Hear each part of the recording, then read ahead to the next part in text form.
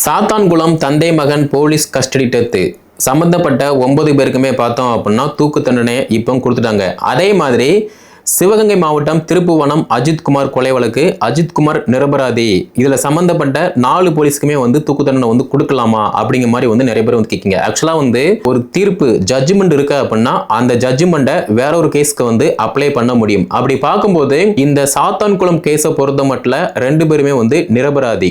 அப்படி இருக்கும்போது இந்த சிவகங்கை மாவட்டம் திருப்புவனம் அந்த அஜித்குமார் அந்த நபர் பாத்தீங்க அப்படின்னா எந்த தப்புமே பண்ணல அப்படின்னு ஜட்ஜ்மெண்ட் வருது.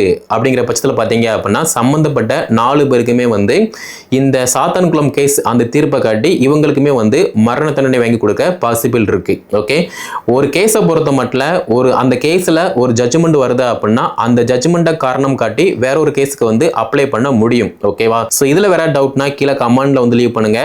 மேலும் லீகல் அப்டேட் பெற சப்ஸ்கிரைப் பண்ணி ஃபாலோ பண்ணுங்க.